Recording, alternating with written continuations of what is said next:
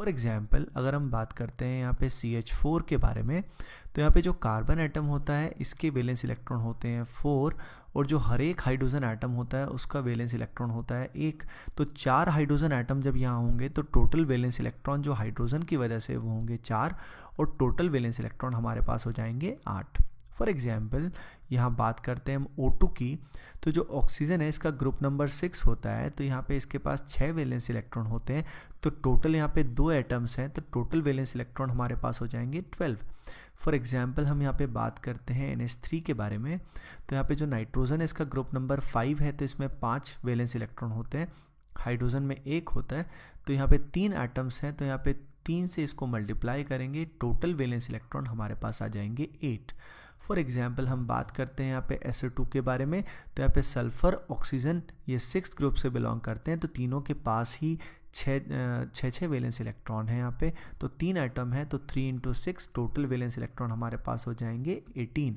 For example हम बात करते हैं PCl3 के बारे में, तो यहाँ पे फॉस्फोरस जो है ये 5th ग्रुप से बिलोंग करता है, तो इसके पास 5 इलेक्ट्रॉन है। क्लोरीन के पास 7 वैलेंस इलेक्ट्रॉन है, ये 7th ग्रुप से बिलोंग करता है, इसके 3 एटम्स हैं, तो टोटल वैलेंस इलेक्ट्रॉन इसके कॉन्ट्रीब्यूशन से 21 होंगे, और टोटल यहाँ पे 26 वैलेंस इलेक्ट्रॉन होते हैं। फॉर एग्जाम्पल हमारे पास कोई चार्ज स्पीसी है, लेट अस से अपने पास NH2 नेगेटिव है, तो यहाँ पे नाइट्रोजन जो होगा इसकी वजह से वैलेंस इलेक्ट्रॉन जो आएंगे दैट विल बी 5, हाइड्रोजन की वजह से आएंगे टोटल आएंगे 2, और नेगेटिव चार्ज की वजह से 1 इलेक्ट्रॉन यहाँ पे एक्स्ट्रा हम ऐड कर देंगे, तो each negative charge contribute 1 to the total valence electrons, तो टोटल वैलेंस इलेक्ट्रॉन यहाँ पे आ जाएंगे 8।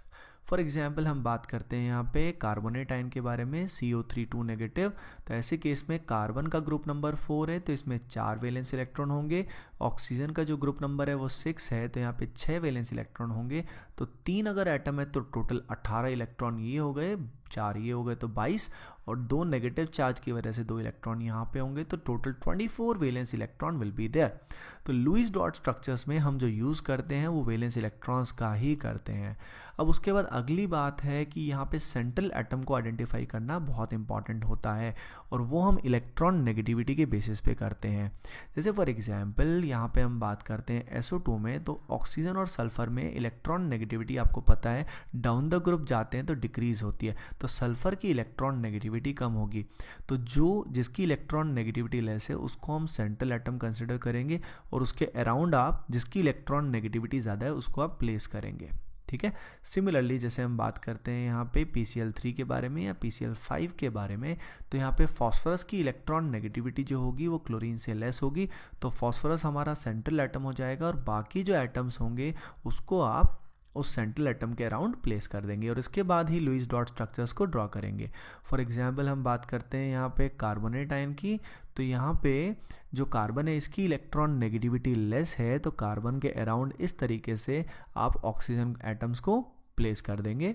इस तरीके से हम सेंट्रल एटम को ईजिली फाइंड कर सकते हैं।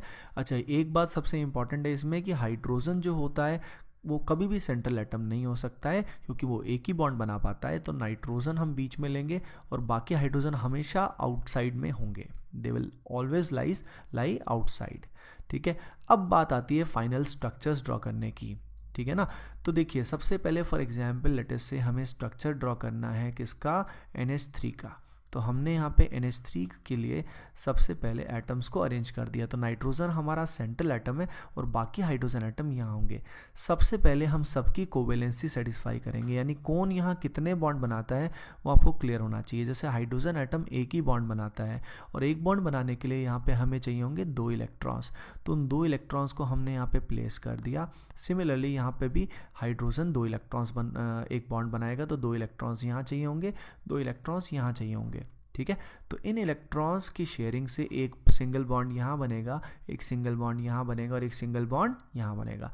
अब हाइड्रोजन के पास तो एक ही वैलेंस इलेक्ट्रॉन होता है, ठीक है ना, तो यहाँ पे टोटल 6 वैलेंस इलेक्ट्रॉन हमारे जो हैं वो इसमें इन्वॉल्व हो गए। टोटल वैलेंस इलेक्ट्रॉन हमारे पास कितने थे, 8, तो बाकी बचे हुए दोनों इलेक्ट्रॉन्स हम किसको दे देंगे, नाइट्रोजन को दे देंगे। ठीक है। तो इसको जब हम लुईस डॉट स्ट्रक्चर के फॉर्म में दिखाएंगे तो हमको इस तरीके से इसको हम शो कर सकते हैं। यहाँ पे जो बॉन्ड्स हैं उनको हम प्रॉपर लाइन से दिखा सकते हैं और ये डॉट हम दिखा सकते हैं। तो जो रिमेनिंग इलेक्ट्रॉन है उनको आप डॉट्स के रूप में दिखा सकते हैं और जो बाकी बॉन्ड्स हैं इस तरीके से फॉर्म कर सकते हैं। लेट अस से हमें स्ट्रक्चर बनाना है किसका, CH4 का। ठीक है, तो जैसे कि आप सोच सकते हो CH4 में कार्बन हमारा सेंट्रल एटम होगा और ये जो हाइड्रोजन एटम्स हैं इनको आप इसके अराउंड दिखा सकते हैं। ठीक है, अब हाइड्रोजन जो होगा इसका हम ऑक्टेट नहीं, इसका हम डुप्लेट फॉर्म करते हैं। हाइड्रोजन के केस में ऐसा होता है, तो इसके लिए 2 इलेक्ट्रॉन्स हमें ज़रूर चाहिए होंगे। तो टोटल वैलेंस इलेक्ट्रॉन अगर हम इसमें देखें तो यहाँ पे कितने आएंगे, 4, यहाँ टोटल मिला के 4 आएंगे और टोटल वैलेंस इलेक्ट्रॉन हमारे पास 8 है। ठीक है, तो अब यहाँ पे 2 इलेक्ट्रॉन्स हमने इधर दिए, सिमिलरली 2 इलेक्ट्रॉन्स हमने यहाँ दिए ताकि ये इलेक्ट्रॉन शेयर होंगे और हाइड्रोजन का डुप्लेट पूरा होगा। सिमिलरली 2 इलेक्ट्रॉन्स हमने यहाँ दिए, 2 हमने यहाँ दिए। इसमें अगर हम नोटिस करें तो हमारे सारे के सारे वैलेंस इलेक्ट्रॉन कंज्यूम हो गए और इस तरीके से हमने इनको बॉन्ड से रिप्रेजेंट किया और कोई भी वैलेंस इलेक्ट्रॉन यहाँ पे रिमेनिंग नहीं रहा, तो कोई भी डॉट यहाँ पे हमें दिखाने की रिक्वायरमेंट नहीं है। फॉर एग्जाम्पल हमें स्ट्रक्चर बनाना है NH3 का, NH3 का स्ट्रक्चर बनाना, NH3 का सॉरी हम बना चुके हैं। नेक्स्ट स्ट्रक्चर लेटेस्ट से हमें बनाना है यहाँ पे SO3 का।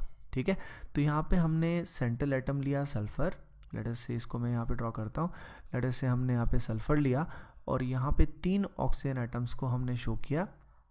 अब जैसे कि आप जानते हो O की कोवेलेंसी होती है 2, तो यहाँ पे ऑक्सीजन को सल्फर के साथ 2 बॉन्ड बनाने पड़ेंगे।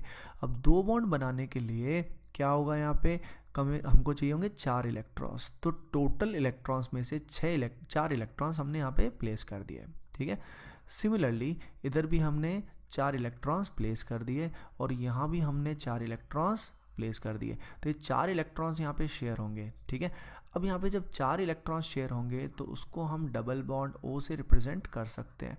ठीक है, क्योंकि 2 इलेक्ट्रॉन से सिंगल बॉन्ड बनता है तो 4 इलेक्ट्रॉन से डबल बॉन्ड यहाँ पे फॉर्म होगा। अब उसके बाद अगर हम ध्यान दें तो ऑक्सीजन जो है इसके पास कुछ इलेक्ट्रॉन्स बचे रह जाएंगे और हो सकता है सल्फर के पास भी कोई इलेक्ट्रॉन बचा रह जाए। अब O के पास टोटल वैलेंस इलेक्ट्रॉन 6 होते हैं, तो 2 इलेक्ट्रॉन्स उसने शेयरिंग में दे दिए, तो बचे हुए 4 इलेक्ट्रॉन्स यहाँ पे होंगे जो डॉट्स की फॉर्म में हम शो करेंगे। सिमिलरली यहाँ भी 4 इलेक्ट्रॉन्स बचे होंगे, यहाँ भी 4 इलेक्ट्रॉन्स बचे होंगे। अगर यहाँ पे हम देखें तो सल्फर जो है उसके 6 के 6 वैलेंस इलेक्ट्रॉन इन्वॉल्व हो गए हैं बॉन्डिंग में, तो वहाँ पे कोई भी डॉट दिखाने की रिक्वायरमेंट हमें नहीं है। लेटेस से हम स्ट्रक्चर ड्रॉ करते हैं किसका, CO2 का। तो हमने यहाँ पे कार्बन लिया और एडजेसेंट पोजिशंस पे हमने ऑक्सीजन को लगाया। अब आप सभी को पता है कार्बन की कोवेलेंसी 4 होती है, ऑक्सीजन की कोवेलेंसी 2 होती है, तो 2 बॉन्ड ऑक्सीजन ज़रूर बनाएगा। तो कार्बन के साथ ये कितने इलेक्ट्रॉन शेयर करेगा, 4 इलेक्ट्रॉन। इसमें कार्बन के 2 होंगे, ऑक्सीजन के 2 होंगे। ठीक है, सिमिलरली यहाँ भी ऐसा ही होगा, 4 इलेक्ट्रॉन को शेयर करना पड़ेगा। तो यहाँ पे इसको अगर हम रिप्रेजेंट करेंगे with the help of double bond तो यहाँ पे ये सब बन जाएगा। अब कार्बन के चारों वैलेंस इलेक्ट्रॉन बॉन्डिंग में इन्वॉल्व हो गए, लेकिन ऑक्सीजन के 6 इलेक्ट्रॉन्स में से 2 इलेक्ट्रॉन बचे, 6 इलेक्ट्रॉन्स में से 4 इलेक्ट्रॉन बचे हुए जिनको हम डॉट से रिप्रेजेंट कर सकते हैं। सिमिलरली यहाँ पे भी उनको हम डॉट से रिप्रेजेंट कर सकते हैं। उसके बाद लेटेस्ट से हमें किसी आयनिक स्पीसी का बॉन्ड बनाना है, ये लुईस स्ट्रक्चर बनाना है, जैसे लेटेस्ट से कार्बोनेट आयन का। तो हमने ये C के पास 3 ऑक्सीजन हमने लगा दिए। ठीक है, अब कार्बन की कोवेलेंसी आपको पता है कि कार्बन 4 बॉन्ड बनाता है, ऑक्सीजन 2 बॉन्ड बनाना चाहिए ऑक्सीजन को। तो यहाँ पे लेटेस्ट से इस ऑक्सीजन और कार्बन के बीच में हमने 4 इलेक्ट्रॉन्स रखे, इसमें 2 कार्बन के हैं और 2 ऑक्सीजन के होंगे। तो ये हमने इस तरह से बना दिए। अब यहाँ पे ये जो कार्बन है इसके साथ हम एक इलेक्ट्रॉन को ही शेयर कर पाएंगे, क्योंकि यहाँ पे अगर हमने डबल बॉन्ड बना दिया तो ऐसे केस में कार्बन के टोटल बॉन्ड ज़्यादा ही बन जाएंगे। तो यहाँ पे हमने एक इलेक्ट्रॉन पेयर को शेयर किया, यहाँ भी हमने एक इलेक्ट्रॉन पेयर को शेयर किया। अब इससे कार्बन एटम जो है इसकी वैलेंसी तो क्या हो गई, सेटिस्फाई हो गई। कार्बन ने यहाँ पे टोटल इलेक्ट्रॉन कितने हो गए, कार्बन के 8 हो गए, लेकिन इस ऑक्सीजन की तो कोवेलेंसी सेटिस्फाई हो गई, पर यहाँ पे हमारे पास नेगेटिव चार्ज जो आएगा उससे ये स्टेबलाइज होगा, उससे इसकी ऑक्टेट कंप्लीट होगी। तो ये जो ऑक्सीजन एटम है इसमें एक लोन पेयर की बजाय 2 लोन पेयर आ जाएंगे। यानी यहाँ पे हम जैसे डबल बॉन्ड वो बनाते हैं, यहाँ पे सिंगल बॉन्ड बनाते हैं, यहाँ पे सिंगल बॉन्ड बनाते हैं, और इन दोनों ऑक्सीजन पे जिनने कम बॉन्ड बनाए उन पे हमने नेगेटिव चार्ज दिया, जिससे ऑक्सीजन को एक्स्ट्रा इलेक्ट्रॉन मिले और उनको हमने यहाँ शो किया। तो ये 6 इलेक्ट्रॉन्स हैं जो ऑक्सीजन के पास हैं। सिमिलरली यहाँ जो ऑक्सीजन है इसके पास टोटल 4 इलेक्ट्रॉन ही बचे रह जाएंगे।